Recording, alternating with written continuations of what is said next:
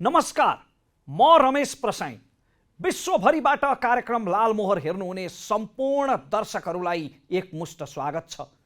आज कार्यक्रमको 15औं श्रृङ्खला। तपाईको आशीर्वाद, शुभेच्छा र स्नेहले कार्यक्रम लालमोहरका 14 भाग हामीले सञ्चालन गर्यौं।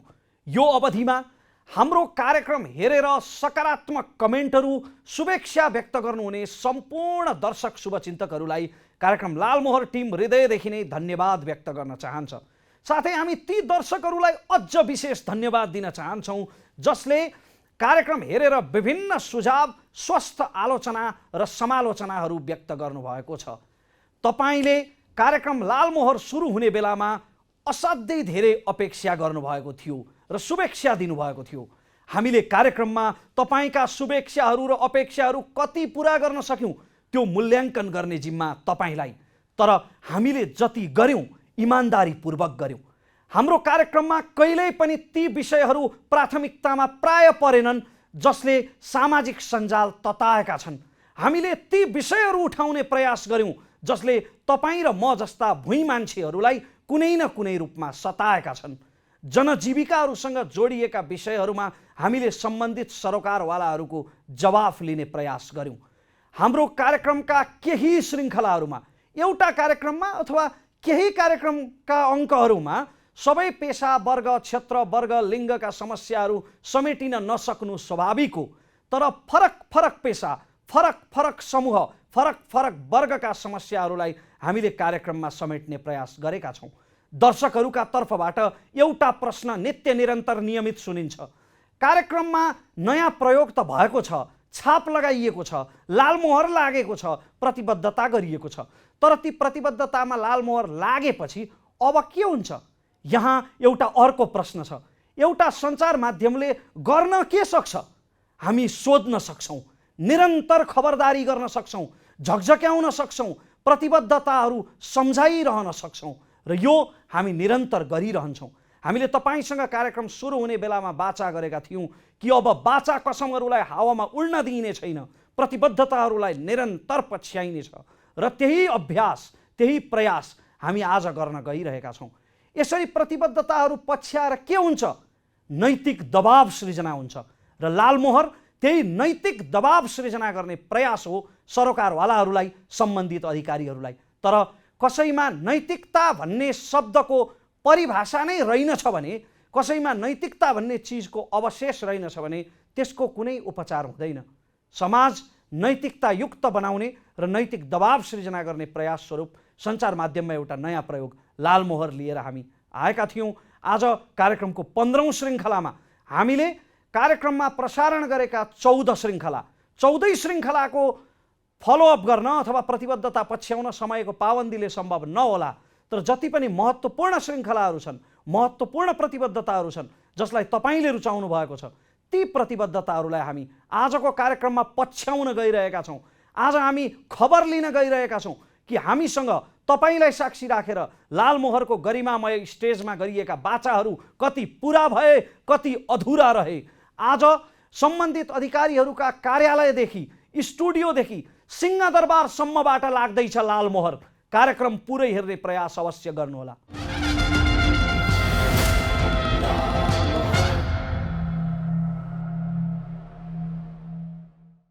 आदरणीय दर्शकहरू, फेरि पनि स्वागत छ कार्यक्रम लालमोहरमा। र हामीले अघि नै जानकारी गराइसकेका छौँ यहाँहरूलाई कि मैले वाचा पनि गरेको थिएँ कार्यक्रम सुरु हुने बेलामा, लालमोहरको सुरुवात हुने बेलामा, कि हामी अन्तर्वार्ता गरेर आर्काइभमा थन्क्याइदिने आम प्रचलनभन्दा अलिकति माथि उठेर कार्यक्रममा गरिएका वाचा कसमहरूलाई पछ्याउनेछौँ, प्रतिबद्धताहरूलाई फलोअप गर्नेछौँ भनेर। किनकि दर्शकलाई साक्षी राखेर, दर्शकहरूको 1 घण्टा समय खर्च गरेर राष्ट्रिय टेलिभिजनबाट गरिएका प्रतिबद्धताहरूको केही न केही महत्त्व हुनुपर्छ र यही सिद्धान्त अनुसार, यही वाचा अनुसार आज हामी कार्यक्रममा गरिएका प्रतिबद्धताहरूलाई पछ्याउन गइरहेका छौँ। सबैभन्दा पहिला कार्यक्रमका पहिलो 3 श्रृङ्खलाहरूमा हामीले लालमोहरको पहिलो भागमा राजनीति र सरकार सञ्चालनको विषयमा कुराकानी गरेका थियौँ। विविध विषयहरू थिए। प्रदीप गेवाली नेकपा एमालेका नेता र नेपाली काङ्ग्रेसका नेता मिन विश्वकर्मा अतिथिको रूपमा हुनुहुन्थ्यो। दोस्रो श्रृङ्खलामा हामीले कलाकारिता र राजनीतिको विषयमा कुराकानी गरेका थियौँ। नियमित दर्शकहरूलाई अवगत नै छ, गायक बद्री पङ्गेनी, जनगायक जीवन शर्मा र वरिष्ठ निर्देशक तीर्थ थापासँग हामीले कुराकानी गरेका थियौँ।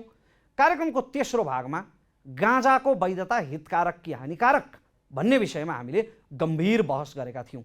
यी 3 श्रृङ्खलामा गरिएका प्रतिबद्धताहरू र सुझावहरूको स्थिति अहिले के छ भन्ने विषयमा हाम्रो टिमले तयार गरेको यो विस्तृत रिपोर्ट अबको क्रममा प्रस्तुत गर्दैछौँ। लालमोहरका केही श्रृङ्खलाहरूमा विभिन्न क्षेत्रबाट गरिएका प्रतिबद्धताहरू र ती प्रतिबद्धताहरू कार्यान्वयनको अवस्था। नेपाली काङ्ग्रेसका नेता मीन विश्वकर्माले लालमोहरको पहिलो श्रृङ्खलामा भ्रष्टाचार सम्बन्धी अनुसन्धान एवं कारबाही गर्ने संवैधानिक निकाय अख्तियार दुरुपयोग अनुसन्धान आयोग शेरबहादुर देउवाको पालामा स्थापना भएको प्रसङ्ग जोड्दै यो सरकारले प्रधानमन्त्री लगायत अन्य नेताहरू जोडिएका भ्रष्टाचारका काण्डहरूको छानबिन गर्छ भनेर प्रतिबद्धता जनाएका थिए। थर्मोमिटरले नाप्दाखेरि ज्वरो देखियो 97-98 भन्दा माथि भयो भने सिटामोल गर्नुपर्छ। त्यो सिटामोल भनेको अख्तियार हो, अख्तियारमा जानु पर्यो, सम्पत्ति शुद्धिकरण जानु पर्यो अथवा तीसँग सम्बन्धित कानुनहरूले कारबाही गर्नुपर्छ। म यसमा 100% सहमत छु। झन्डै 6 महिना पूरा भइसकेको देउवा सरकारले यस सम्बन्धी एक कदम पनि चालेको देखिँदैन। विपक्षमा रहँदा ओम्नी काण्डको नामले व्यापक चर्चामा आएको कोभिड-19 सम्बन्धी स्वास्थ्य सामग्री किन्दा भएको भनिएको भ्रष्टाचार, यति समूह लगायत संलग्न कारोबारमा भएको अनियमितता, व्हाइट बडी र सेक्युरिटी प्रेस खरिद प्रकरण लगायतको घटनाको विरोध र छानबिनको माग गरेको नेपाली काङ्ग्रेस आफू सरकारमा पुगेपछि यस सम्बन्धमा कुनै पनि कदम चालेको छैन। बरु यही प्रकृतिका थप भ्रष्टाचारका घटना बाहिर आएका छन्। लालमोहरको दोस्रो श्रृङ्खलामा गायक बद्री पङ्गिनीले कार्यक्रममा सहभागी भएका पीडित मध्ये एकजनाको उपचारको लागि पहल गर्छु भनेर प्रतिबद्धता व्यक्त गरेका थिए। त्यति मात्र होइन, अरू पीडितको उपचारका लागि आफ्नो कला र गलाको माध्यमले सक्दो सहयोग गर्ने प्रतिबद्धता जनाएका थिए। गायक पङ्गिनीले भने आफ्नो प्रतिबद्धता पूरा गरेका छन्। उनले सहभागी एक पीडितलाई कार्यक्रमकै क्रममा र फेरि कार्यक्रमपछि पनि आर्थिक सहायताका लागि पहल गरेर सहयोग व्यवस्थापन गरिदिएका छन्। मैले सकेको सहयोग पहिला पनि गरेको थिएँ र फेरि पनि सके भने म गर्ने नै छु। यो गङ्गाजीलाई र अनन्त गुरुङजीलाई धेरै धेरै धन्यवाद दिँदै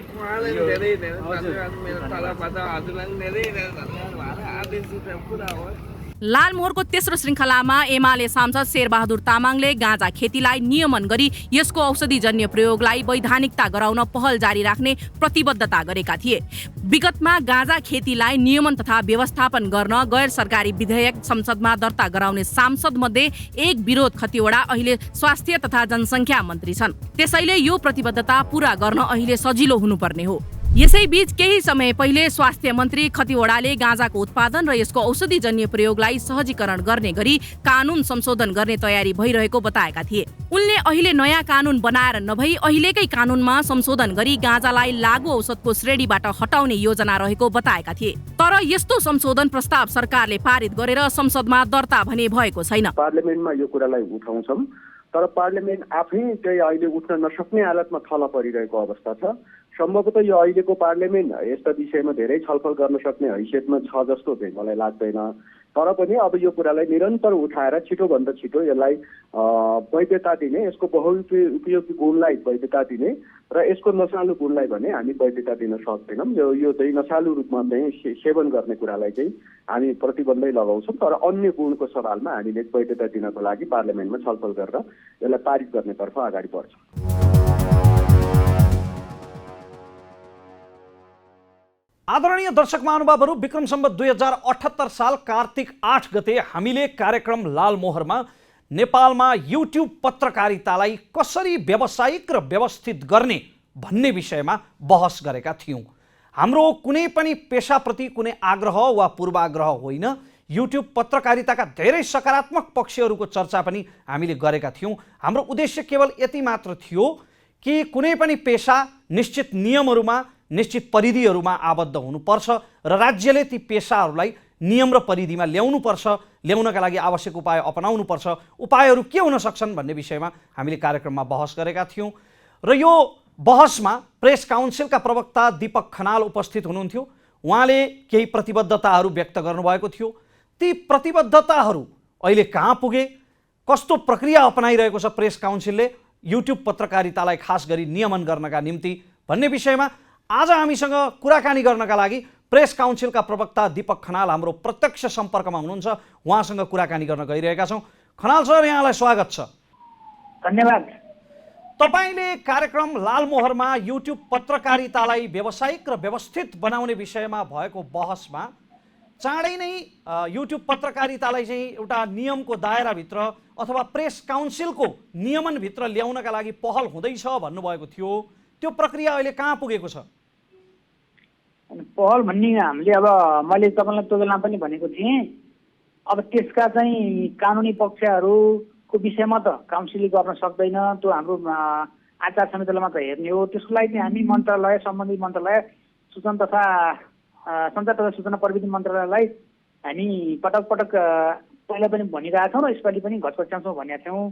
त्यो अनुसार हामीले मन्त्रालयलाई कार्यक्रममा जाँदाखेरि अरू औपचारिक बैठकमा पनि त्यसरी चाहिँ जानकारी गरायौँ। मैले पछिल्लो जानकारी पाएसम्म यो विषयमा मन्त्रालय पनि एकदमै गम्भीर भएर यसलाई चाहिँ व्यवस्थित गर्नको लागि कार्यदल अथवा निर्देशिका बनाएर अगाडि बढ्ने भनेर मन्त्रालयले निर्णय गरेको छ भन्ने सम्मको मैले सूचना पाएको छु। त्यो बहसमा एउटा अर्को सहमति के भएको थियो भने यो पत्रकारिता आचार संहितामा पनि संशोधन आवश्यक छ, यसमा अनलाइन पत्रकारिता र युट्युब पत्रकारिताका नोर्म्सहरूलाई पनि समेटिनुपर्छ भन्ने कुरा आएको थियो। यसमा प्रेस काउन्सिलले के गरिरहेको छ? यो संशोधन भन्ने कुरा पनि समयको माग अनुसार हामीले अस्ति त्यहाँ भने अनुसार पनि समयले ल्याउने कुरा हो। हामीले 73मा बनाएकोलाई 76मा संशोधन गऱ्यौँ र अब यसलाई संशोधन भन्ने कुरा चाहिँ सबैको सहमति भएपछि गर्ने कुरा हो। तर तपाईँले भन्नुभएको जस्तै संशोधन गर्न पर्ने विषयलाई चाहिँ हामीले विभिन्न छलफल हुँदाखेरि अब यस्तै कार्यक्रममा आएका कुरालाई हामी लिपिबद्ध गरेका छौँ। त्यसलाई चाहिँ अब संशोधन गर्ने अथवा त्यसलाई चाहिँ नयाँ नै बनाउने भन्ने सन्दर्भमा फेरि नेपाल पत्रकार महासङ्घ, अरू सरकारवालाहरू सबै पक्षहरू मिलेर नै गर्नुपर्ने हुन्छ। काउन्सिलले चाहिँ संशोधन गर्ने विषयहरूमा चाहिँ हामी युट्युब पत्रकारितासम्मलाई चाहिँ समेट्नुपर्छ, जसले चाहिँ पत्रकारिताकै माध्यमबाट आफ्नो यो पेसा व्यवसाय अगाडि बढाइरहेका छन् त्यस्ता खालका युट्युब पत्रकारहरूलाई पनि समेट्नुपर्छ भन्नेमा चाहिँ हामी लिपिबद्ध त्यो गुनाहरूलाई लिपिबद्ध गरिराखेका छौँ। हाम्रा बैठक आन्तरिक बैठकहरूमा पनि त्यो विषयमा छलफल हुने, त्यसको विषयमा अध्ययन गर्ने कामहरू भइरहेको छ। 3 महिना, करिब 3 महिना भएछ सर हामीले यो विषयमा बहस गरेको। त्यो बहसमा चाहिँ युट्युब पत्रकारहरूमा पत्रकारिता सम्बन्धी ज्ञानको अथवा चेतनाको अभावले पनि कहिलेकाहीँ गलत समाचारहरू सम्प्रेषण हुन जान्छन्, त्यसकारण उनीहरूलाई पत्रकारिताको प्रशिक्षण आवश्यक छ भन्ने कुरामा तपाईँले पनि सहमति जनाउनु भएको थियो। तर मैले केही युट्युबर साथीहरूसँग, प्रोफेसनल युट्युबर साथीहरूसँग कुराकानी गर्दाखेरि प्रेस काउन्सिलको तर्फबाट युट्युब पत्रकारिताकै लागि अथवा युट्युब पत्रकारहरूकै लागि भनेर त्यस्तो कुनै प्रशिक्षणको सुरुवात भएको छैन भन्ने जानकारी आयो। यो कति सत्य हो? होइन, त्यो ठिकै हो, उहाँले भन्नुभएको ठिकै हो। मैले अघि पनि भने हामीले कार्यक्रमहरूमा जिल्लागत रूपमा विभिन्न कार्यक्रम हुँदाखेरि त सबैलाई युट्युबलाई मात्र नभएर सबैलाई समेटेर कार्यक्रम गरिरहेका छौँ। हाम्रो अस्ति भर्खर पोखरा, यता के अरे बागलुङ लगायतको जिल्लामा भएर अहिले पनि हाम्रो अध्यक्ष सहितको टोली यता पूर्वको सोलुखुम्बु, ओखलढुङ्गा, खोटाङको जिल्लामै यो कार्यक्रम हुनुहुन्छ। र तपाईँले भन्नुभएको थियो अब त्यसलाई चाहिँ पहिला युट्युब पत्रकारहरूको पहिचान गरिसकेपछि छुट्टै तालिम दिने सन्दर्भमा चाहिँ हामी त्यो विषयलाई बिर्सेको छैन। र अर्को एउटा कुरा के बुझ्नुपर्छ भने अब हाम्रो नयाँ कार्यक्रम चाहिँ नयाँ आर्थिक वर्षमा नयाँ कार्यक्रम बनाउनुपर्छ। त्यो कार्यक्रममा चाहिँ यो युट्युबहरूलाई पनि तालिम दिनुपर्छ भन्ने कुरामा अब मेरो तहबाट चाहिँ सुझाव, अब मैले बनाउनु त होइन, यो बोर्डले बनाउनुपर्छ, मैले गएर हुन नीतिगत रूपमा माथिबाट सञ्चालक समितिले यसलाई चाहिँ प्यारिस गर्नुपर्छ। त्यसमा सुझाव चाहिँ लिखित रूपमै भए पनि अथवा बैठकमा चाहिँ प्रत्यक्ष रूपमा चाहिँ त्यो कुरा मैले भन्नेछु र भनि पनि रहेको छु। इच्छा शक्ति हुँदा सुझाव र छलफलका लागि 3 महिनाको समय पर्याप्त हो। हामी कामना गर्छौँ कि सरसँग अर्को पटक कुरा गर्दाखेरि यी प्रतिबद्धताहरू धेरै हदसम्म पुरा भएका हुन्। तपाईँलाई समय र संवादका लागि धेरै धेरै धन्यवाद।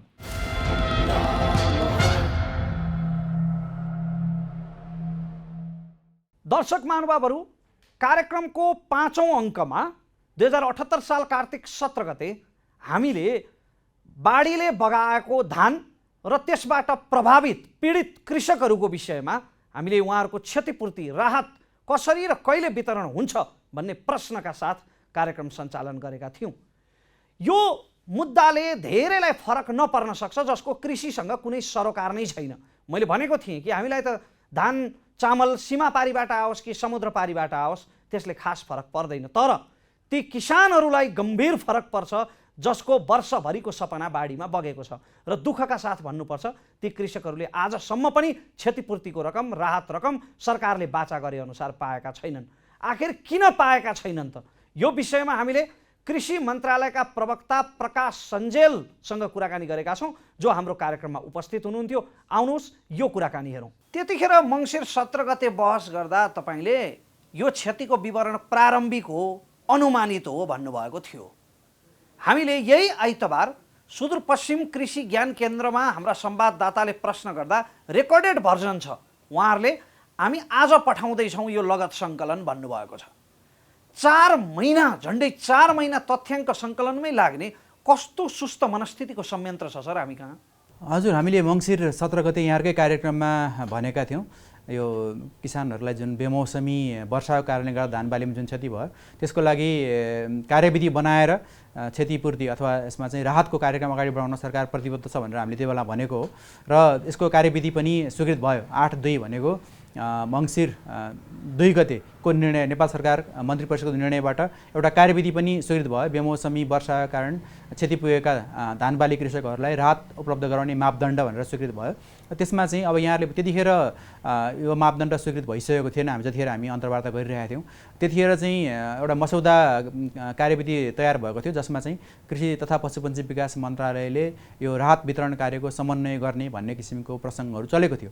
तर नेपाल सरकारको 8/2 को निर्णयले यो भूमिका हाम्रो गृह मन्त्रालयले दिएको हुनाले यसको चाहिँ जुन त्यतिखेर हामीले प्रारम्भिक तथ्याङ्क भन्यौँ त्यसको आधारमा यकिन तथ्याङ्कहरू लिने र त्यसलाई चाहिँ कार्यविधि मार्फत राहत उपलब्ध गराउने कार्यको समन्वय गृह मन्त्रालय गरिरहेको छ। र यहाँले भने जस्तो त्यतिखेरको विवरण प्रारम्भिक नै हो र अघि यहाँले सुदूरपश्चिम प्रदेशको उदाहरण दिनुभयो, त्यो चाहिँ कार्यविधि जुन 8/2 मा स्वीकृत भयो र त्यसपछि सम्बन्धित स्थानीय तहहरूमा कार्यविधि पुगेर त्यो कार्यविधिले दिएको समयावधि त्यहाँ सर्टेन निश्चित समय पनि दिएको थियो र त्यो कार्यविधिले उल्लेख गरेको समयअनुसार तथ्याङ्कहरू स्थानीय तहमा लगत सङ्कलन हुने र स्थानीय तहबाट राहत रकम निर्धारण समिति जुन जिल्लामा रहन्छ, प्रमुख जिल्ला अधिकारी ज्यूले त्यसको समन्वय गर्नुहुन्छ, त्यो समितिमा जानेको बिचमा र त्यो बिचमा तथ्य सङ्कलन त भइसकेको तथ्याङ्कको बिचमा सार्वजनिक सूचना प्रकाशन गरेर त्यसमा केही कसैको गुनासो वा उजुरी भए त्यसको लागि पनि निश्चित समय दिने भएको हुनाले समय लागेको हो। र अहिले हामीले प्रारम्भिक रूपमा अधिकांश जिल्लाहरूबाट विवरण प्राप्त भइसकेको बुझेका छौँ। यद्यपि यो सबैको कार्यको समन्वय गृह मन्त्रालय मार्फत हुने र जिल्लामा यसअघि नै रहिरहेको संयन्त्र जुन छ प्रमुख जिल्ला अधिकारीले समन्वय गरी जिल्ला दैवी प्रकोप व्यवस्थापन समिति त्यहाँबाट हुने भएको हुनाले यसको विस्तृत चाहिँ हामीलाई थाहा हुँदैन। तर त्यतिखेर हामीले जे भनेका थियौँ त्यो अनुसार हामीले जुन भूमिका निर्वाह गर्नु पर्थ्यो यो कार्यविधिहरू तर्जुमा र यसको प्रारम्भिक तथ्याङ्क सङ्कलन र अहिले पनि गृह मन्त्रालय हामीले तत्कालीन अवस्थामा सङ्कलन गरेका जिल्लागत विवरणहरू हामीसँग जे जस्तै थिए र हाम्रो स्थलगत अनुगमन टोलीहरूले दिएका विवरणहरू हामीले गृह मन्त्रालयमा उपलब्ध गराएका छौँ र हामीले जुन त्यतिखेर जुन प्रतिबद्धता व्यक्त गरेका छौँ त्यो अनुसार प्रारम्भिक तथ्याङ्कहरू चाहिँ सम्बन्धित निकायलाई उपलब्ध गराएको हुनाले मलाई लाग्छ हामीले जुन बेलामा त्यो बेलामा जे प्रतिबद्धता व्यक्त गऱ्यौँ त्यो अनुसार हाम्रो मन्त्रालयको जिम्मेवारी अगाडि बढेका छौँ। यद्यपि यहाँले भने जस्तै तथ्याङ्कहरू यो लगत सङ्कलन भन्ने कुरा चाहिँ हरेक किसानको व्यक्तिगत विवरणहरू त्यसमा चाहिँ अब उहाँहरूले आफै गरेको वा लिजमा लिएको वा अरूको कमाएको लगायतका विवरणहरू र कतिपय किसानको खाता पनि सँगै समावेश गर्नुपर्ने भएको कारणले गर्दा मलाई लाग्छ कतिपय हाम्रा आदरणीय किसानहरूको खाताहरू पनि खोल्न समय लागेको हुनसक्छ। मलाई लाग्छ अहिले अब गृह मन्त्रालयले सबै जिल्लाबाट तथ्याङ्कहरू सङ्कलन गरिसकेको छ र अब छिटै नै राहत वितरणको कार्य अगाडि बढ्छ भन्ने हामीले मन्त्रालयले विश्वास लिएको कुरा म यहाँ अनुरोध गर्न चाहन्छु। भनेपछि कृषकहरूलाई क्षतिपूर्ति वितरण गर्ने सम्बन्धमा, बाढी प्रभावित कृषकहरूलाई राहत दिने सम्बन्धमा अब कृषि मन्त्रालयको कुनै दायित्व बाँकी रहेन? कृषि तथा पशुपन्छी विकास मन्त्रालय यो सङ्घीय निकायको रूपमा रहेको छ, यसले चाहिँ समन्वयकारी भूमिकामा सीमित गरेको छ। यद्यपि हाम्रा प्रदेशका कृषि सम्बद्ध मन्त्रालयका निकायहरू, खास गरी कृषि ज्ञान केन्द्र जिल्लास्थित निकायको रूपमा जुन रहेको छ, उहाँहरू चाहिँ त्यो राहत रकम निर्धारण समितिमा सदस्य हुनुहुन्छ भने जुन स्थानीय स्तरमा लगत सङ्कलन समिति छ त्यहाँ पनि हाम्रा कृषि अथवा प्राविधिक शाखाका हाम्रा प्राविधिक अधिकारीहरू त्यसमा सदस्य हुनुहुन्छ र यस हिसाबले गर्दाखेरि कृषि सम्बद्ध प्राविधिकहरूको भूमिका लगत सङ्कलनदेखि लिएर राहत रकम निर्धारण र केन्द्रमा हामीले अहिले यो समन्वय प्रदेशहरूलाई चाहिँ हाम्रा यो राहत रकम निर्धारण र यो गृह मन्त्रालयसँगको समन्वयमा सीमित गरिदिएको छ, किनभने नेपाल सरकार मन्त्री परिषदको निर्णयले जे भूमिका दिएको छ त्यही भूमिका हामीले निर्वाह गर्ने हो। तपाईँको जवाब सुन्दाखेरि यो प्रश्न चाहिँ गृह मन्त्रालयका सम्बद्ध अधिकारीलाई सोध्नुपर्ने हो, तैपनि समन्वयको भूमिकामा तपाईँहरू हुनुहुन्छ र कृषि मन्त्रालय कृषकहरूको अभिभावक हो। त्यसो भए यति भनिदिनुहोस् कि कृषकहरूले, बाढी प्रभावित कृषकहरूले यो राहत क्षतिपूर्ति पाउनलाई चाहिँ अर्को पटकको धानबाली बगाउन्जेल पर्खिनुपर्ने हो? यो प्रत्यक्ष हामीसँग सम्बद्ध विषय नभएको हुनाले म अहिले गृह मन्त्रालयको प्रवक्ता भएको भए सायद हामीसँग जुन सूचना उपलब्ध छ त्यो अनुसार चाहिँ यति समयभित्र हुन्छ भन्न सक्थ्यौँ होला। तर अहिले हामी समन्वयकारी भूमिकामा रहेको निकायको प्रतिनिधिको हिसाबमा मैले यति नै समयभित्र आउँछ भनेर भन्ने सक्ने अवस्था छैन। यद्यपि यहाँहरूले सुन्नु पनि भएको छ, मिडियामा आएको पनि छ, गृहका प्रवक्ताहरूबाट र गृह सम्बद्ध विभिन्न पदाधिकारीहरूले भनिरहनु भएको छ। विभिन्न अधिकांश जिल्लाहरूबाट विवरण प्राप्त भएको छ र केही जिल्लाहरूमा तत्कालीन अवस्थामा प्रतिवेदन भए भन्दा अलिकति फरक किसिमको अलिक बढी अथवा कहीँ कम पनि हुनसक्ला। त्यसलाई चाहिँ सम्बन्धित निकायहरूसँग बसेर तत्कालीन अवस्थाको कन्टेक्स्टसँग पनि तुलना गरेर यकिन गर्नुपर्ने भएको हुनाले समय लागेको हुनसक्छ भन्ने कुराहरू हामीले पनि बुझेका छौँ। त्यसैले होला अब यो हामी प्रत्यक्ष सम्बद्ध निकाय नभएको कारणले गर्दा यति दिनभित्र राहत उपलब्ध गराउन सक्छौँ भनेर भन्ने अवस्थामा हामी छैनौँ। यहाँहरूको कार्यक्रममा लालमोहरमा पनि मैले भनेको थिएँ, त्यतिखेरको कार्यविधिको स्पिरिट चाहिँ के थियो भने, र मैले यहाँले भने सुरुको मस्यौदामा कृषि मन्त्रालयबाट संयोजन हुने भन्ने विषय त्यतिखेर एउटा मस्यौदाको रूपमा रहेको सन्दर्भमा चाहिँ कार्यविधिले 1 महिनाको अवधिभित्र तथ्याङ्कहरू सङ्कलन हुन्छ होला भन्ने हामीले जुन प्रारम्भिक कुराहरू राखेको पनि हो किसानमा। तर अलिकति 8(2) को स्वीकृत भएको त्यसपछि स्थानीय यो अब 753 स्थानीय तहहरू छन्, हरेक स्थानीय तहमा एउटै बुझाइ गर्नुपर्ने र लगत सङ्कलनको कुरा पनि अलिकति प्रक्रियागत रूपमा त्यसमा मुचुल्का बनाउनु पर्ने, अनि सङ्कलित विवरणलाई सार्वजनिक गर्नुपर्ने, त्यसपछि गुनासा विषयलाई सम्बोधन गर्नुपर्ने, राहत रकम निर्धारणको लागि पनि केही समय चाहिने, त्यहाँ पनि फेरि अलिकति निश्चित समय गुनासो र उजुरीको लागि दिनुपर्ने, यी सबै यकिन गरेपछि र यसअघि भएका रिपोर्टिङहरूसँग पनि तादात्म्यता मिलाउनु पर्ने भएको कारणले गर्दाखेरि समय लागेको कुरा बुझ्न सकिन्छ। दर्शक महानुभावहरू,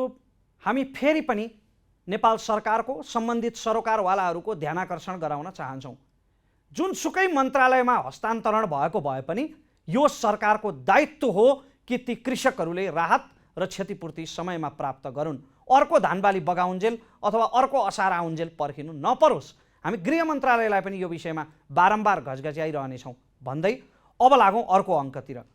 कार्यक्रमको अर्को अङ्कमा 2078 साल कार्तिक 24 गते हामीले सवारी दुर्घटनाको विषयमा बहस गरेका थियौँ। आखिर किन भइरहेका छन् त सवारी दुर्घटना? सरकारी अधिकारीहरूले यसलाई प्राय भवितव्य मानेको त्यस्तो खालको भर्सन यातायात व्यवस्था विभागका महानिर्देशक नमराज घिमिरेले व्यक्त गर्नुभएको थियो। यद्यपि यो भवितव्य होइन, मानवीय लापरवाहीकै कारणले यी दुर्घटनाहरू भइरहेका छन् भन्ने निष्कर्ष हामीले निकालेका थियौँ। उहाँले केही प्रतिबद्धताहरू व्यक्त गर्नुभएको थियो कि अब सवारी दुर्घटनाहरूलाई घटाउन, न्यूनीकरण गर्नका लागि यो काम यातायात व्यवस्था विभागले गर्दैछ भनेर ती प्रतिबद्धताहरू कति हदसम्म पुरा भए भन्ने प्रश्न हामीले उहाँलाई उहाँकै कार्यकक्षमा पुगेर सोधेका छौँ। तपाईँले प्रतिबद्धता व्यक्त गर्नुभएको थियो कि यो वर्षभित्र 7वटा प्रदेशमा सवारी साधनहरूको गुणस्तर परीक्षण गर्न सवारी साधन परीक्षण केन्द्रहरूको स्थापना गरिनेछ भनेर। त्यो प्रतिबद्धता अनुसार कहाँ कतिवटा सवारी परीक्षण केन्द्रहरू स्थापना भए? यो सवारी परीक्षण केन्द्र अहिले हाम्रो बागमती प्रदेशको हेटौँडा र काठमाडौँको टेकुमा छ। अनि 1 नम्बर प्रदेशको चाहिँ इटहरीमा हामी अहिले स्थापना गर्ने चरणमा हामीले कर्मचारी पठायौँ। त्यहाँ कार्यालय भवन सम्भवतः हिजो छाडी अस्ति कार्यालय भवनको लागि चाहिँ बिल्डिङ भाडामा लिने काम सम्पन्न भएको छ। त्यहाँ मेकानिकल चाहिँ डिभिजनल इन्जिनियर सहितको टोली हामीले पठाएको छौँ। अर्को हाम्रो चाहिँ अत्तरिया कैलालीको अत्तरियामा स्थापना गर्नको निमित्त चाहिँ हाम्रो कार्यालयको अर्गानाग्राम स्वीकृत भएको छ। भनेको चाहिँ त्यहाँ चाहिँ अहिले हामीले नन टेक्निकल मान्छेहरू चाहिँ कार्यालय स्थापना गर्नको लागि पठाएका छौँ। तर त्यहाँ त्यो कार्यालयको प्रमुख चाहिँ टेक्निकल मान्छे हुनुपर्ने भएको हुनाले त्यसमा चाहिँ हामीसँग कम्तीमा एउटा मेकानिकल इन्जिनियर अथवा डिभिजनल इन्जिनियर चाहिने भएको हुनाले अहिले हामी मन्त्रालयसँग मेकानिकल इन्जिनियर अथवा डिभिजनल इन्जिनियर पठाइदिनको निमित्त अनुरोध गरिआएका छौँ। भनेपछि अहिले हामीसँग सुदूरपश्चिम प्रदेशको कैलालीमा, 1 नम्बर प्रदेशको इटहरीमा, बागमती प्रदेशको चाहिँ हेटौँडा र काठमाडौँ गरेर 4वटा फिटनेस टेस्ट सेन्टरहरू चाहिँ स्थापना भएका छन्। अब यो वर्ष चाहिँ हामीले पोखरा गण्डकी प्रदेशको चाहिँ पोखरामा लुम्बिनी प्रदेशको बुटवलमा पनि अलरेडी इस्टाब्लिस छ। अब बाँकी रहेको भनेको गण्डकी प्रदेशको पोखरा, कर्णाली प्रदेशको सुर्खेत र 3 नम्बर प्रदेशको बर्दिवास एरियामा, कतै बर्दिवासको नजिकै कतै एरियामा स्थापना गर्नको निमित्त ओएनएम रिपोर्ट बनाएर अर्थ मन्त्रालयमा चाहिँ त्यसको सहमतिको लागि गएको छ। यो वर्षको मैले तपाईँलाई पहिले भने जस्तै यो वर्षको अन्त्यसम्ममा 7वटा प्रदेशमा कार्यालय हामी स्थापना गर्छौँ। तपाईँले भने जस्तो उच्च प्रविधियुक्त कार्यालय स्थापना तत्काल त हुँदैन। सबभन्दा स्टार्टिङ चाहिँ हाम्रो कार्यालय चाहिँ त्यहाँ स्थापना हुन्छ, किनभने त्यो प्रविधि जोडान गर्नको लागि त 2-3 वर्ष लाग्छ। तपाईँको जवाफ सुन्दा त यो भेहिकल फिटनेस टेस्ट सेन्टर त भवन र कर्मचारी मात्रै हुने तर प्रविधि चाहिँ आइपुग्न 2-3 वर्ष लाग्ने भनेपछि यसको खास के औचित्य रहेर?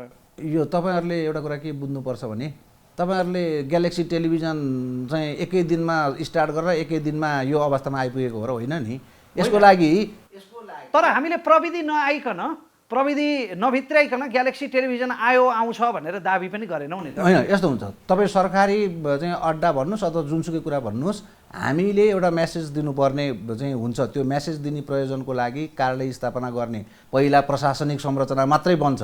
प्राविधिक संरचना बन्नको निमित्त कन्टिन्युअस प्रोसेस हो। तपाईँ अहिले हाम्रो भइरहेको टेकुको पनि तपाईँ प्रविधि हामीसँग त्यहाँ 10औं करोडको मेसिन छ, तर त्यो सबै फुल फ्लेजमा हामीले प्रयोगमा ल्याउन सकेका छैनौँ। त्यसैले यो जटिल प्रविधि भएको हुनाले तपाईँहरूले चाहिँ भने जस्तो एकदमै हामीले चाहिँ इन्टरनेसनल लेभलमा देखे जस्तो सिधा पढे जस्तो VFTC स्थापना गर्नको लागि टाइम लाग्छ।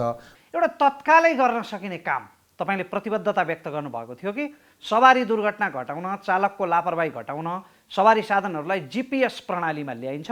यो मङ्सिर महिनाभित्रै 100वटा गाडीमा चाहिँ GPS प्रणाली जडान हुन्छ भन्नुभएको थियो। एकदम कतिवटा गाडीमा जडान? हामीले चाहिँ अब यसमा तपाईँलाई चाहिँ दुःखका साथ भन्नुपर्छ, यो एकछिन अगाडि आउनुभएको भएदेखि म उहाँ त योसँग सम्बन्धित मान्छे पनि तपाईँहरूसँगै राखिदिन्थेँ। हजुर, यो भनेको हामीसँग पब्लिक भेहिकल सञ्चालन गर्ने भने पनि प्राइभेट सेक्टरकै मान्छेहरू हुन्।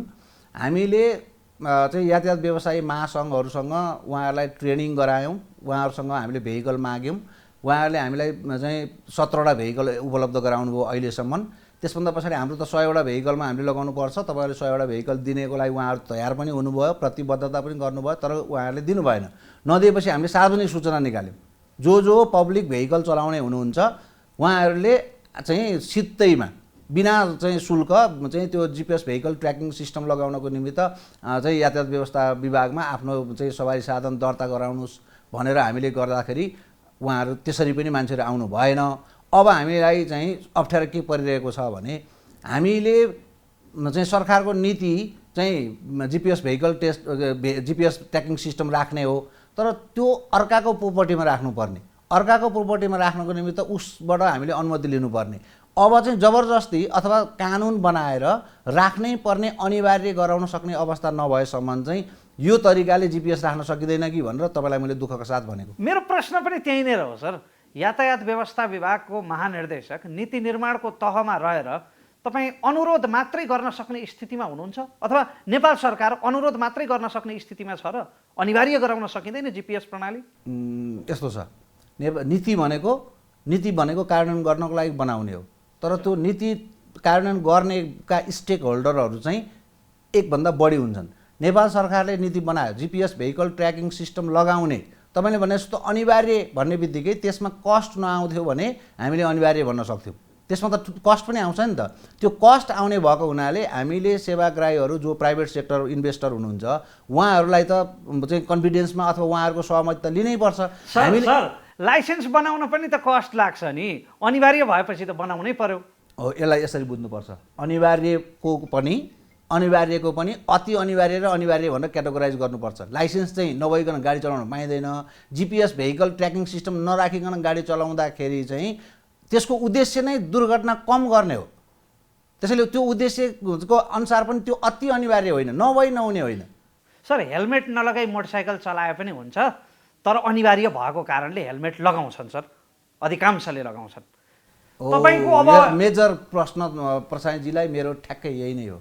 हेलमेट अनिवार्य भएको कारणले लगाउने साइकोलोजी नहटेसम्म यस्ता कामहरूले काम गर्दैन। तर साइकोलोजी हट्नु त अमूर्त कुरा भयो नि त, व्यवहारिक कुरा। हेलमेट भनेको अनिवार्य भएको कारणले लाउने होइन, हेलमेट भनेको ट्राफिक प्रहरीको लागि लगाइदिने होइन। हेलमेट म भनेको तपाईसँग सहमत छु सर, म तपाईसँग सहमत छु, तर साइकोलोजी परिवर्तन भनेको त यो त अमूर्त आदर्श होइन। हो। साइकोलोजी परिवर्तन दुईटा तरिकाले हुन्छ। एउटा तपाईँहरू जस्तो मिडियाबाट चाहिँ पोजिटिभ भाइब्रेसन क्रिएसन गरेर हुन्छ, अर्को सरकारले इन्फोर्समेन्ट गरेर हुन्छ। जस्तै मैले चाहिँ मोटरसाइकलको चाहिँ पछाडि बस्नेले पनि मोटरसाइकल लाउनुपर्छ भनेर अलिकति कुरा उठाउने बित्तिकै आयात बढ्छ भनेर त्यसको नेगेटिभ पाटोमा गयो। तर मान्छेको लाइफको मूल्य अरू कुनैसँग दाँच्दै जान्न सकिँदैन। त्यसैले जसरी मोटरसाइकलको हेलमेट आफ्नो सुरक्षाको लागि हो, भेहिकल ट्र्याकिङ सिस्टम पनि आफ्नो सुरक्षा आफ्नो संरक्षणको लागि हो भनेर व्यवसायीहरूले बुझिदिनु पर्यो। हो, म तपाईँकै शब्द सापट लिन्छु। तपाईँले हाम्रो कार्यक्रममा इन्फोर्समेन्ट पुगेन नेपालमा भन्नुभएको थियो। त्यसो भए राज्यले इन्फोर्समेन्ट किन नगर्ने त? भेहिकल ट्र्याकिङ सिस्टम अनिवार्य हो अथवा सुरक्षाका लागि जरुरी हो भने त्यसमा तपाईँको भूमिका के हुन्छ? एकदम इन्फोर्समेन्ट चाहिँ लगाउनेको निमित्त अहिले हामीले चाहिँ जुन प्रस्ताव गरेको छ संसदमा सङ्घीय चाहिँ यातायात तथा सवारी ऐन, जुन नयाँ सङ्घीय ऐन आउँदैछ, त्यसमा यो कानुनमै ल्याउनु पर्यो भनेर प्रोभिजन गरेको छ। अब जब कानुनमा आउँछ त्यो संसदले पास गरेको भोलिपल्टदेखि अब हामीले यातायात व्यवसायलाई गाडी दर्ता गर्न आउँदाखेरि GPS भेहिकल ट्र्याकिङ सिस्टम नभएको गाडी दर्तै नगर भनेर हामी निर्देशन गर्न सक्छौँ। तपाईँले एउटा अर्को गजब कुरा गर्नुभएको थियो। यो टिपर चल्न नदिने कानुन भएको भए वास्तवमा यो चल्न नदिनुपर्ने हो। यो सडक, हाम्रा जुन सडकहरू छन् यो टिपर चल्नका लागि बनाइएको होइन भन्नुभएको थियो तपाईँले। यो तपाईँले भनेको संसदमा पेश गरिएको सवारी ऐनमा यो पनि प्रस्ताव गरिएको छ? सवारी ऐनमा यो प्रस्ताव गरेको छैन। तर यसको किन गरिएन? एकछिन, यसको कानुन चाहिँदैन थियो। यसको लागि चाहिँ अर्को इन्फोर्समेन्ट मेकानिजम चाहिँ हामीले डेभलप गरेको। तपाईँले एकदम राइट टाइममा आइदिनु भयो, एकदम धन्यवाद भन्छु म। अहिले हामीले निजी क्षेत्रलाई समेत यो चाहिँ भेहिकल चाहिँ त्यो वेट गर्ने सवारीहरूको चाहिँ भार वहन नाप्ने मेसिन राख्ने चाहिँ अधिकार दिएका छौँ। हाम्रो आफ्नो चाहिँ आँपटारीमा छ, चितवनको बर्दिवासमा छ। हामीले अहिले चाहिँ निजी क्षेत्रलाई पनि दिएका छौँ। त्यसमा काभ्रे जिल्लाको 3टा चाहिँ ठाउँमा भेहिकल फिटनेस त्यो के वेट मेसिन राख्नको निमित्त अनुमति लियो एउटा संस्थाले। तर अहिले टिपर व्यवसायीहरू त्यहाँ हामी चढाउँदैनौँ, तिमीहरूले जे गर्न सक गर भनेर मलाई यहाँ आएर धम्की दिएर जानुभएको छ। अब गर्ने के? त्यहाँ गएर यातायात व्यवस्था विभागले हरेक भेहिकल त्यहाँ चढा जोख भनेर त भन्ने होइन। तपाईँले अर्को पनि एउटा सुझाव त्यहाँ व्यक्त गर्नुभएको थियो कि यो सार्वजनिक सवारी साधन चलाउनेहरूलाई छुट्टै लाइसेन्स दिनुपर्छ, प्रोफेसनल लाइसेन्स दिनुपर्छ भनेर। यो तपाईँले भन्नुभएको जुन सवारी ऐन संसदमा विचाराधीन छ त्यसमा यो पनि प्रस्ताव छ? यो छ, प्रोफेसनल ड्राइभिङ लाइसेन्स लिनुपर्छ। प्रोफेसनल ड्राइभिङ लाइसेन्स प्राप्त गर्ने परीक्षाको विधि पनि छुट्टै हुने समेत हामीले त्यहाँ उल्लेख गरेका छौँ। त्यो प्रोफेसनल ड्राइभिङ लाइसेन्स लिनेले पहिला चाहिँ ड्राइभिङ स्कुलमा गएर स्किल टेस्ट सर्टिफिकेट लिएर मात्रै त्यो परीक्षामा बस्न पाउने किसिमको त्यो एकदमै व्यवस्थित तरिकाले प्रोफेसनल ड्राइभिङ लाइसेन्स प्राप्त गर्ने व्यवस्था हामीले अहिलेको नयाँ ऐनमा चाहिँ हामीले राखेका छौँ।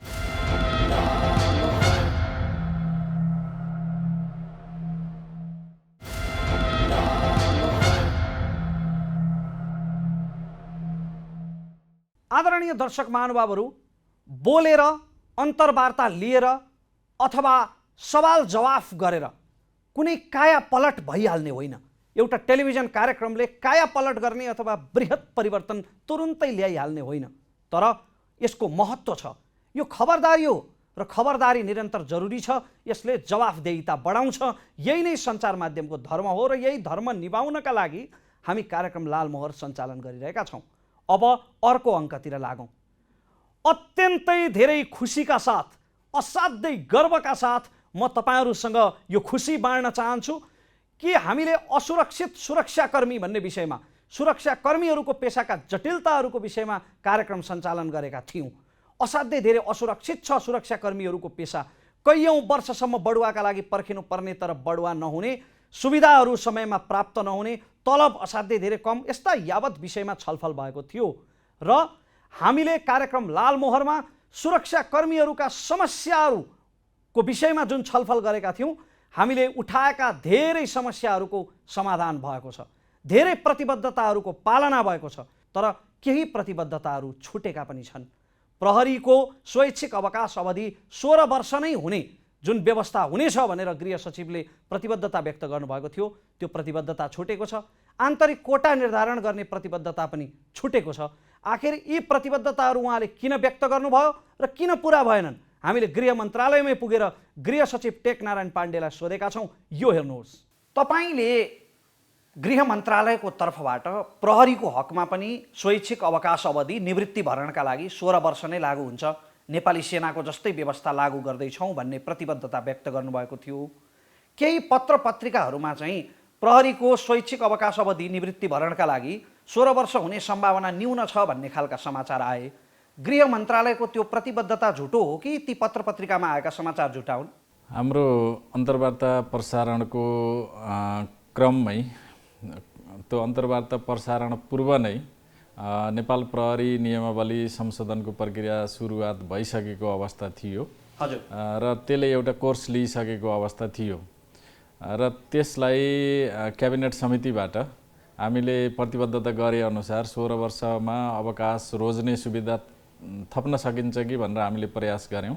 तर कानुन मन्त्रालय र लोकसेवाले सहमति दिइसकेको विषयमा थप विषय अहिले एड नगरौँ भन्ने हिसाबले त्यो नियमावली अन्तिम चरणमा टुङ्गियो र 16 वर्षको जुन मन्त्रालयको प्रतिबद्धता छ, राजनीतिक तहको कमिटमेन्ट छ एक लेभलको, त्यसलाई अर्को संशोधनको प्रक्रिया सुरुवात गरौँ र अर्को संशोधनबाट त्यसलाई एड्रेस गरौँ, सम्बोधन गरौँ भन्ने हिसाबले हामीले प्रक्रिया सुरु गरिसकेका छौँ। र दुवै प्रहरी सङ्गठनबाट, नेपाल प्रहरी र सशस्त्र प्रहरी बल नेपालबाट नियमावलीमा यो 16 वर्ष प्रावधानदेखि लिएर अरू थप संशोधनका प्रक्रियाहरू सुरुवात भइसकेको अवस्था म जानकारी गराउन चाहन्छु। भनेपछि एक चरणको संशोधन टुङ्गिसक्यो प्रहरी नियमावलीमा, जसमा चाहिँ अवकाश रोज्ने अवधि 16 वर्ष हुने व्यवस्था छैन। अहिले क्याबिनेटबाट स्वीकृत भइसकेको नियमावलीमा हामीले 16 वर्ष प्रावधान राख्न सकेनौँ, तर त्यसलाई तत्काल अर्को संशोधनको प्रक्रियाबाट त्यसलाई सम्बोधन गर्दैछौँ। तर तपाईँले त यो गृह मन्त्रालयको स्ट्रङ कमिटमेन्ट हो भन्नुभएको थियो नि। मन्त्रालयको स्ट्रङ कमिटमेन्ट हुँदाहुँदै पनि त्यो इन्टरभ्यू प्रसारणको क्रम अघि नै कानुन मन्त्रालय र लोकसेवा आयोगको सहमति लिएर नियमावली संशोधनको प्रक्रियामा अगाडि बढिसकेको अवस्था भएको हुँदा क्याबिनेटले पनि फेरि ब्याक गएर त्यो 16 वर्षलाई यही नियमावलीमा नराखौँ, अर्को संशोधनको प्रक्रिया अगाडि बढाउँ भन्ने निर्देशन भयो। छलफल त्यही लाइनमा गयो, तसर्थ अर्को संशोधनको प्रक्रिया अगाडि बढेको छ। त्यसो भए प्रहरी नियमावलीमा अर्को संशोधनको प्रक्रिया पुरा हुन कति समय लाग्ला? सुरुवात भएको छ। चाँडो फास्ट ट्र्याकमा हामी गऱ्यौँ भने 1.5-2 महिनामा अर्को संशोधनको प्रक्रिया टुङ्गिन्छ। 1.5-2 महिनामा अर्को पटक प्रहरी नियमावलीमा संशोधन हुन्छ, जसमा चाहिँ तपाईँले प्रतिबद्धता व्यक्त गरेको 16 वर्षे प्रावधान लागू हुन्छ अवकाशका लागि। प्रहरीको विशेष गरेर सशस्त्र प्रहरी र नेपाल प्रहरीको तल्लो दर्जाका भनेको त्यसमा प्रहरी जवान, त्यसपछि प्रहरी हवलदार, प्रहरी असै र प्रहरी सही लेभलका भनेको हाम्रो निजामतीतिर नन गजेटेड भन्छ, राजपत्र अनङ्कित प्रहरी कर्मचारीको पनि त्यो राजपत्र अनङ्कित तहका कर्मचारीहरूलाई 20 वर्ष नपुगिकन सेवाबाट अवकाश रोज्ने तहको सुविधा दिने गरी तयारी र प्रक्रिया शुभारम्भ भएको छ। तपाईँले त्यो अन्तर्वार्तामा एउटा प्रतिबद्धता चाहिँ साङ्केतिक रूपमा के व्यक्त गर्नुभएको थियो भने अब अन्य पेसाहरूसँग सराबरी हुने गरी सुरक्षाकर्मीमा पनि अधिकृत तहका लागि आन्तरिक कोटाहरू निर्धारण गर्न सकिन्छ भनेर। त्यो प्रक्रिया कहाँ पुगेको छ? त्यो दुईटा विषय त्यही भयो। हामीले इन्सपेक्टर तहमा जुन प्रतिस्पर्धात्मक परीक्षाबाट आउने व्यवस्था थियो, जस्तै तल्लो तहको बढुवाबाट आउँछ र केही खुलाबाट आउने प्रोभिजन छ। अहिले खुलाबाट 60 छ, आन्तरिक प्रतिस्पर्धाबाट 40% छ। त्यो 40 र 60लाई बराबर गरेर 50-50 गरौँ भन्ने विषय पनि यही अहिले पास भएको नियमावलीमा राखौँ भन्ने हामी प्रयास गरेका थियौँ। तर त्यसको पनि एक चरण पहिला सुरुवात भइसकेको हुँदा त्यो विषय पनि अहिले छुट्न गएको छ र मैले अघि भने जस्तै आउने संशोधनको प्रक्रियामा त्यो प्रक्रियालाई हामी समावेश गर्नेवाला छौँ। एउटा अन्तिम प्रश्न। हजुर, तपाईँले भन्नुभएको यो दोस्रो पटक जुन प्रहरी नियमावलीमा संशोधन हुँदैछ, यसमा खास गरी प्रहरी जवानहरूलाई उत्प्रेरित गर्ने गरी के कस्ता व्यवस्थाहरू लागू हुँदैछन्? प्रहरी जवानको त अलरेडी जुन नियमावली पास भइसक्यो त्यसमा पनि हामीले प्रहरी जुन जवान प्रहरी परिचरहरूलाई तहगत व्यवस्था गरेका छौँ। 5औं तहसम्म बढुवा हुने आवधिक रूपमा 5औं तहसम्म 5 श्रेणीसम्म बढुवा हुने व्यवस्था अलरेडी भइसकेको अवस्था छ। त्यस्तै प्रहरी हवलदार एउटै पद थियो, अहिले प्रहरी हवलदारको 3वटा पद सिर्जना भएको छ। सहायक प्रहरी हवलदार र वरिष्ठ प्रहरी हवलदार, त्यो 3 तहमा प्रहरी हवलदारको पनि बढुवा हुन्छ र सहीको एउटा मात्रै पद थियो प्रहरी नायब निरीक्षक, त्यसको पनि 2 तह भएको छ, प्रहरी नायब निरीक्षक र वरिष्ठ प्रहरी नायब निरीक्षक। त्यसले गर्दा यो तल्लो तहका प्रहरी कर्मचारीहरूको यो आवधिक रूपमा निश्चित अवधिमा निश्चित तहमा प्रमोसन हुने, जसले गर्दा प्रहरी कर्मचारीहरूको मनोबल वृद्धि हुने अवस्थाको सिर्जना भइसकेको अवस्था छ। यहाँले जुन प्रतिबद्धता यहाँ व्यक्त गर्नुभएको छ, हुन त तपाईँले व्यक्त गर्नुभएको एउटा प्रतिबद्धता 2वटा प्रतिबद्धता पहिलो पटकको संशोधनमा छुटे, नियमावली संशोधनमा छुटे। यद्यपि यहाँले फेरि पनि हामी नियमावली संशोधन गर्दैछौँ, यी व्यवस्थाहरू लागू हुन्छन् भन्नुभएको छ। यी प्रतिबद्धताहरूलाई पनि हामी पछ्याउनेछौँ। तपाईँलाई समय र संवादका लागि धेरै धेरै धन्यवाद।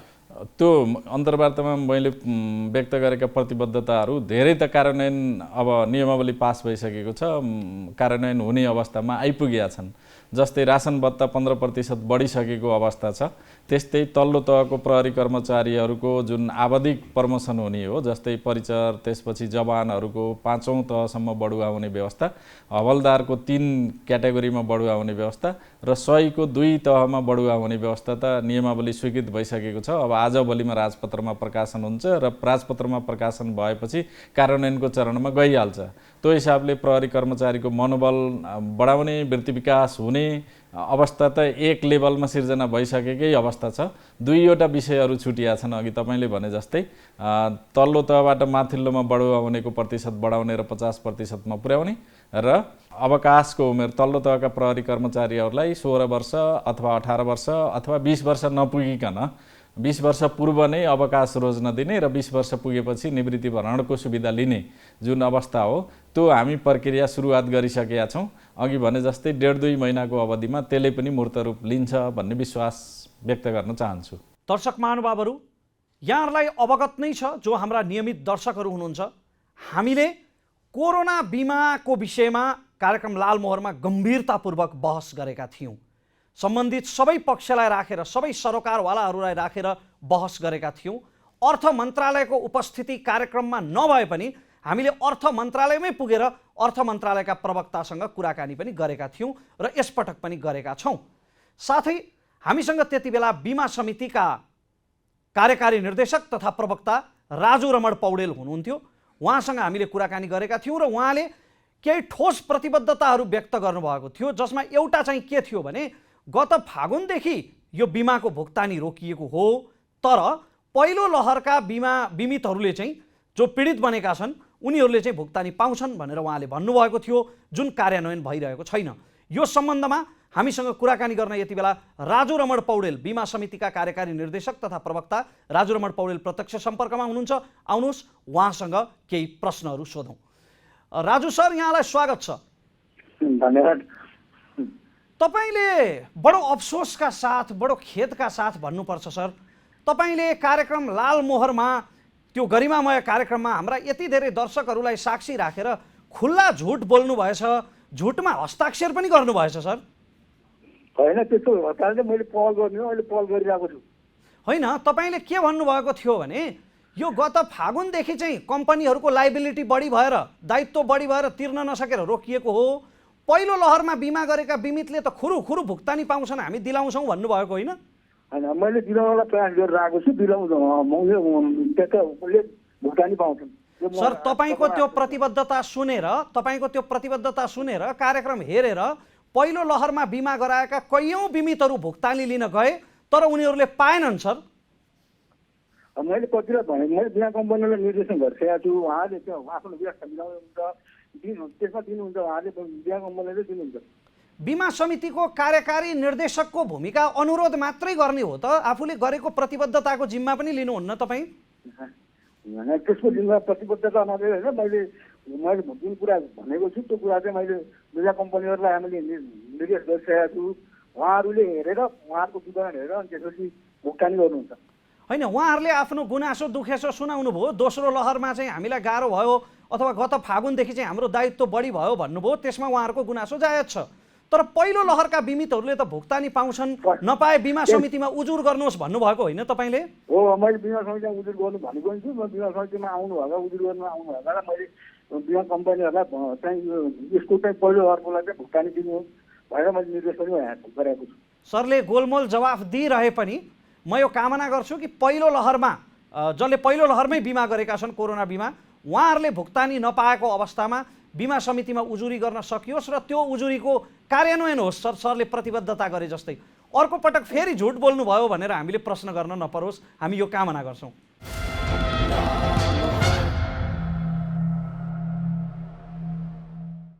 दर्शक महानुभावहरू, 2078 साल मङ्सिर 8 गते कार्यक्रम लाल मोहरमा हामीले कोरोना बिमाको विषयमा बहस गरेका थियौँ।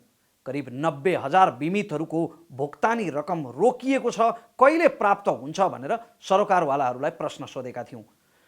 सरोकारवालाहरूले आफ्नो औँला अर्थ मन्त्रालयतिर ठड्याएपछि हामीले अर्थ मन्त्रालयका सहसचिव प्रवक्ता रितेश साक्यसँग त्यति बेला प्रश्न सोधेका थियौँ। उहाँले सायद अर्को असार पर्खिनु नपर्ला, राज्यले केही न केही व्यवस्था त गर्छ भन्नुभएको थियो। त्यसको प्रक्रिया कहाँ पुगेको छ? कोरोना बिमाको भुक्तानी रकम कहिलेसम्ममा प्राप्त हुन्छ बिमितहरूलाई?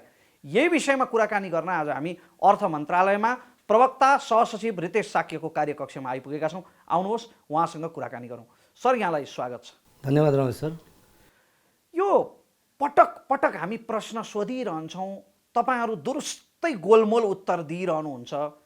यो चाहिँ खास राज्यले बेहोर्न सक्दैन, कोरोना बिमाको भुक्तानी मायामा र यो आउँदैन भन्नलाई अप्ठ्यारो भएर हो? हामीले राज्यले प्रतिबद्धता निभाइसकेपछि, सरकारले विशेष गरी प्रतिबद्धता निभाइसकेपछि सरकारले त्यो आफ्नो प्रतिबद्धताबाट भाग्नुहुन्न भन्ने चाहिँ हाम्रो पनि चाहिँ सिद्धान्त हो र हामी यसमा चाहिँ कटिबद्ध छौँ। बाउले खाएको ऋण त छोराले तिर्दिन भन्न पाउँदैन भने सरकार त अविच्छिन्न संस्था हो नि, देशको अभिभावक हो, उम्किन पाउने त अवस्था नै छैन नि। हामी उम्किन खोजेका पनि होइन हजुरको। योभन्दा अगाडि पनि हजुरको कार्यक्रममा जुन मैले कुरा गरेँ त्यो बेला हामीले के भनेको थियौँ भने यसमा दुईवटा पाटा छन्। एउटा पोलिसी डेरिभेसनको पाटा हो, पोलिसी कसरी डेभलप भयो भन्ने कुरा पाटा, त्यहाँ केही त्रुटिहरू छन् भन्ने कुरा यहाँले पनि स्वीकार गर्नुभएको छ। अवश्य छन्, यहाँले पनि स्वीकार गर्नुभएको छ। कार्यक्रममा यहाँले त्यो कुरालाई पनि उठाउनु भएको थियो र यसमा हामीले पनि त्यसमा चाहिँ छलफल गरिरहेछौँ। यसमा हामीले पनि यो चाहिँ त्यसलाई चाहिँ महसुस गरेको अवस्था हो। तर प्रतिबद्धता कुरा अर्को कुरा भयो। अब बिमितहरूले जुन बिमा गर्नुभएको छ, पोलिसी किन्नुभएको छ, त्यो कन्ट्र्याक्चुअल म्याटरमा घुसिसकेको अवस्था हो होइन। उहाँहरूले चाहिँ सम्बन्धित बिमा कम्पनीहरू मार्फत एक किसिमको चाहिँ पोलिसी किन्नुभएको छ। उहाँहरूले चाहिँ करारिया चाहिँ त्यो सम्बन्ध गाँसिसक्नु भएको अवस्था हो। उहाँहरूले त्यो दायित्व बापतको क्षतिपूर्ति भनौँ न, बिमाको बाबत क्षतिपूर्ति माग गर्ने उहाँहरूको अधिकार रह्यो र त्यो उहाँहरूले माग्न पाउनु पनि हुन्छ र सरकार त्यसमा सकारात्मकै छ। अब कुरा रह्यो योभन्दा अगाडि जुन किसिमको चाहिँ जुन मोडालिटी डेभलप भएको थियो, एउटा चाहिँ सर्टेन रेन्जसम्म कसरी तिर्ने तर त्यसपछि सरकारको दायित्व कहाँदेखि सुरु हुने भन्ने कुरा थियो।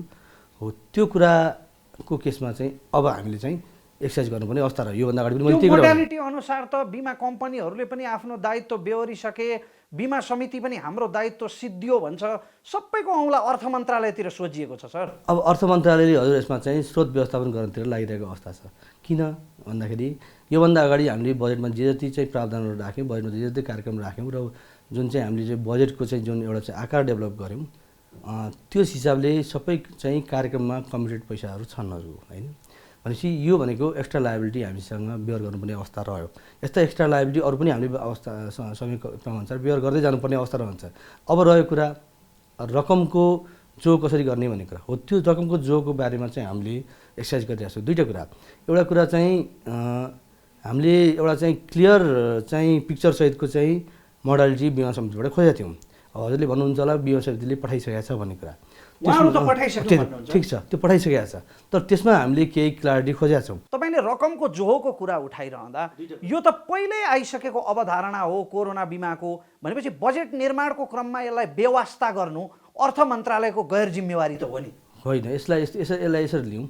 जुन कुरा चाहिँ हामीले चाहिँ एउटा एक किसिमको चाहिँ सुरुमा पूर्वानुमान नै गर्न नसकेको अवस्था हो।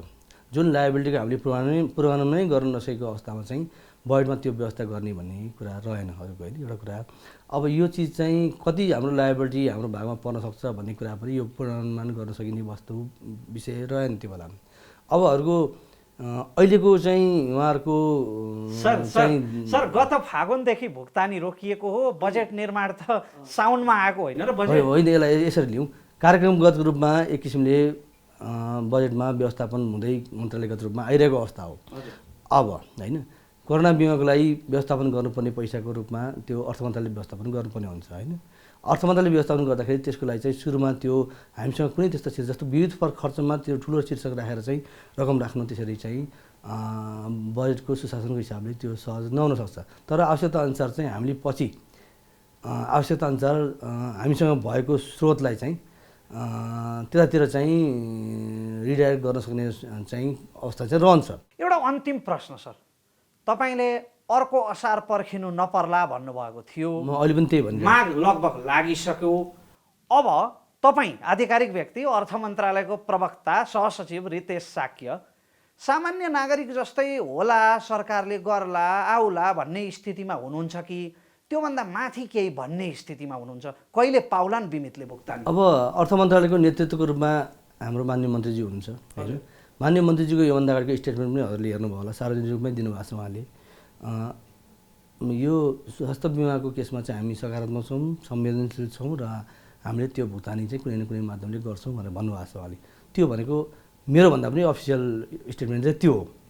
मैले चाहिँ मन्त्रालय त्यो अमूर्त स्टेटमेन्ट भयो नि त, कुनै न कुनै रूपमा गर्छौँ गर्दैछौँ भन्नु त यो अमूर्त कुरा भयो। त्यो अमूर्त रूपमा भन्नुहोस् न। अमूर्त लाग्ने चाहिँ कन्डिसन कस्तो भयो भने हामीले अहिलेसम्म रकमको म्यानेजमेन्ट नगरिसकेको अवस्था र मोडालिटी चाहिँ फिक्स गरेर फाइनल नगरिसकेको अवस्थामा चाहिँ हजुरलाई जवाब दिँदा त्यो अमूर्त लागेको अवस्था हो। तर हामी यसमा चाहिँ प्रतिबद्धताको कुराले गर्ने हो, कमिटमेन्टको कुरा गर्ने हो भने चाहिँ हामी चाहिँ यसमा चाहिँ स्ट्रङ छौँ, मूर्त नै छौँ। भनेपछि सरकारले जिम्मेवारीको रूपमा स्वीकारेको छ, तर भुक्तानी हुने मिति चाहिँ अनिश्चित छ भनेर बुझ्नु पर्यो। यो लायबिलिटीको रूपमा सरकारले स्वीकारिसकेको छ होइन, हाम्रो जिम्मेवारी हो। र फेरि यो धेरै जनतासँग जोडिएको कुरा हो र यो कानुनी रूपमा पनि चाहिँ एक किसिमले चाहिँ यो दायित्व अन्तर्गत परिसकेको अवस्था, कानुनी करारिय दायित्व अन्तर्गत परिसकेको विषय हो होइन अरूको। त्यसकारण चाहिँ यसमा हामी भागेका छैनौँ, पछाडि फर्केका पनि छैनौँ। खालि हामी यसलाई चाहिँ कसरी सेटल आउट गर्ने भन्ने कुरा हो। तपाईँको जवाफ मङ्सिरमा पनि लगभग यही थियो र आज पनि करिब करिब यही छ। 2 महिना बितिसक्दा पनि म कामना गर्छु, हाम्रो कार्यक्रम लालमोहर कामना गर्छ कि 2 वर्षसम्म चाहिँ यही जवाफ दिने अवस्था नरहोस्। सर, यहाँलाई समय र संवादका लागि धेरै धेरै धन्यवाद। यहाँलाई पनि धेरै धन्यवाद। त्यो अवस्था आउँदैन होला सायद।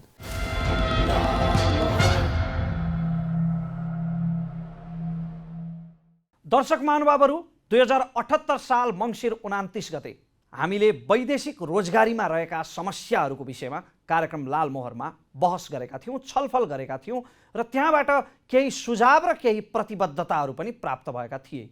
नेपालमा सबैभन्दा बढी समस्या भएका क्षेत्रहरूमध्ये सम्भवतः वैदेशिक रोजगारीको क्षेत्र पर्छ, जसको रिमिटेन्सबाट यो अर्थतन्त्र चलेको छ।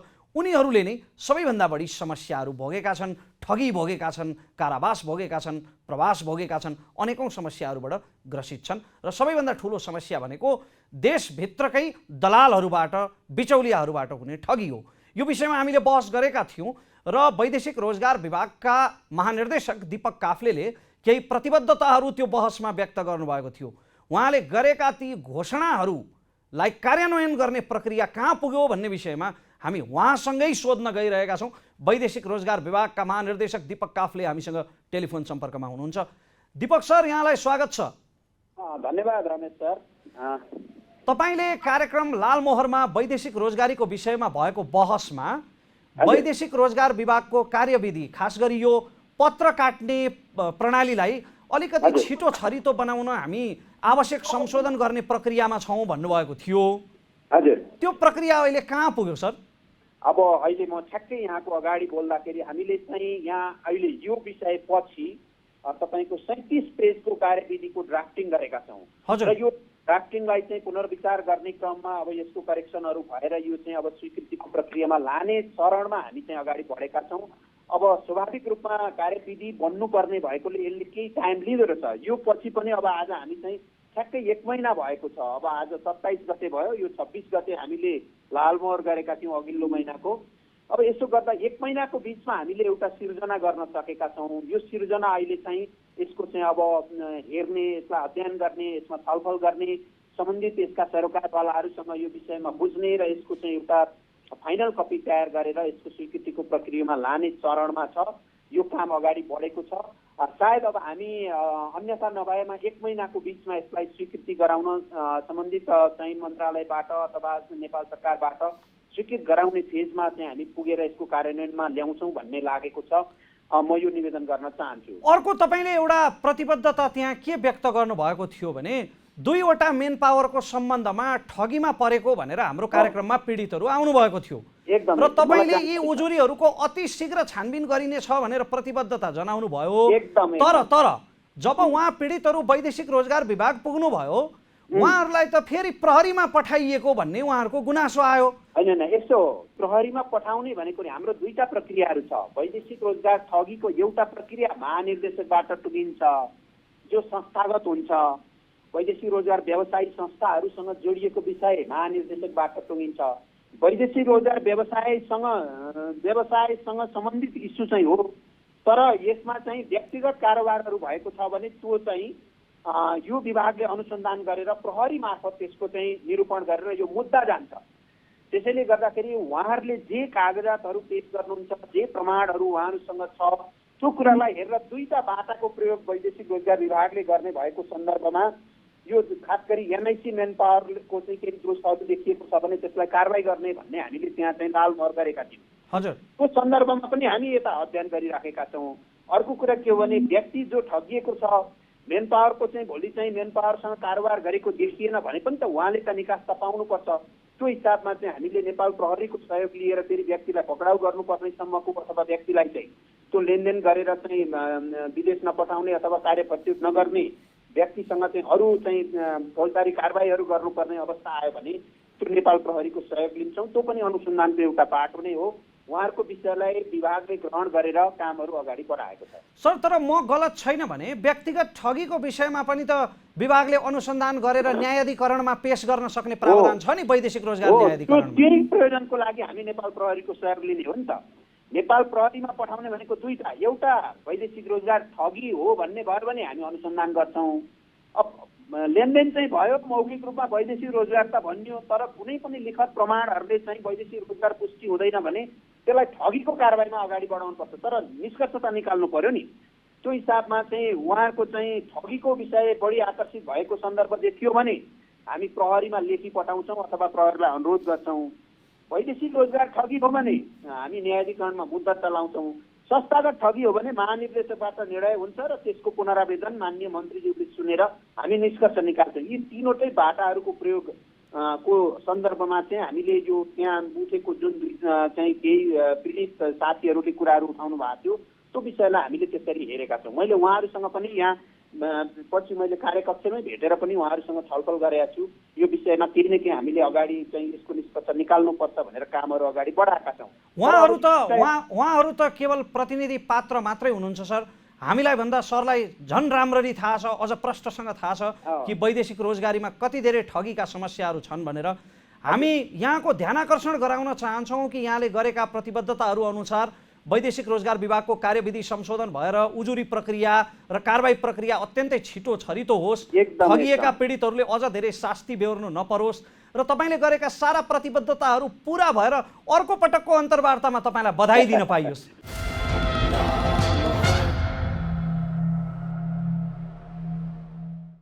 दर्शक महानुभावहरू, सडकको विषयमा हामीले कार्यक्रम लालमोहरमा बृहत बहस गरेको हाम्रा नियमित दर्शकहरूलाई थाहा नै छ। त्यहाँ तत्कालीन महानिर्देशक, जो सडक विभागका तत्कालीन महानिर्देशक अर्जुनजङ थापा उपस्थित हुनुहुन्थ्यो। उहाँले विभिन्न वाचाहरू गर्नुभएको थियो, जसमध्ये एउटा चाहिँ तत्कालै हामी गर्छौँ भन्नुभएको थियो उहाँले। त्यो के भने घरबेटी ठेकेदारको नामले चर्चित शारदा अधिकारी र सैलुङ कन्स्ट्रक्सन कम्पनी, जसले धेरैवटा सडक, एउटा होइन दुईटा होइन धेरै सडक अलपत्र लथालिङ्ग पारेको छ, त्यो कम्पनीलाई हामी चाँडै कालो सूचीमा राख्छौँ, कारबाही गर्छौँ भन्ने प्रतिबद्धता उहाँले व्यक्त गर्नुभएको थियो। यो विषयमा हामीले सडक विभागका वर्तमान महानिर्देशक शिवहरि सापकोटासँग सम्पर्क गर्ने प्रयास गरेका थियौँ। किनभने दुःखको कुरा, हाम्रो कार्यक्रममा अन्तर्वार्ता दिएको केही समयमै सडक विभागका तत्कालीन महानिर्देशक अर्जुनजङ थापा बिदा हुनुभयो। खैर, कारण यो नहुन पनि सक्छ, केवल सैलुङ कन्स्ट्रक्सनलाई कारबाही गर्ने भनेकै कारणले उहाँ बिदा हुनुभएको नहुन पनि सक्छ। तर यो स्वाभाविक प्रक्रिया पनि हुनसक्छ। तर हामीले यो प्रतिबद्धताको जवाफ लिनका लागि सडक विभागका वर्तमान महानिर्देशक शिवहरि सापकोटासँग कुराकानी गर्ने प्रयास गरेका थियौँ। तर उहाँको समयले हुनसक्छ, व्यस्तताले हुनसक्छ, अथवा इच्छाले हुनसक्छ, उहाँ उपलब्ध हुन सक्नु भएन। दर्शक महानुभावहरू, एउटा राष्ट्रिय टेलिभिजनमा हजारौँ लाखौँ दर्शकहरूलाई साक्षी राखेर गरिएका बाचा कसमहरू आर्काइभमा मात्र थन्किनु हुँदैन अथवा खेर जानु हुँदैन भन्ने भावनाका साथ हामीले कार्यक्रम लालमोहरमा गरिएका प्रतिबद्धताहरूलाई आज पछ्याउने प्रयास गऱ्यौँ। तपाईँलाई कार्यक्रम कस्तो लाग्यो? स्वस्थ सुझाव, आलोचना र समालोचनाहरू अवश्य दिनुहोला। हामी कार्यक्रमको प्रत्येक 15औं अङ्कमा अब 14 श्रृङ्खलामा गरिएका बाचाहरूलाई समयको पाबन्दीले भ्याएसम्म 14 श्रृङ्खलामा गरिएका प्रतिबद्धताहरूलाई पछ्याउनेछौँ भन्दै अर्को साता अन्य विषयवस्तु र अन्य अतिथिहरू लिएर उपस्थित हुने बाचा गर्दै आजको श्रृङ्खलाबाट कार्यक्रम producer Deepak Bohra, associate producer researcher Pratibha Rawal, camera chief Suman Maharjan र सम्पूर्ण टेक्निकल टिमका साथ रमेश प्रसाई आज्ञा चाहन्छ। नमस्कार।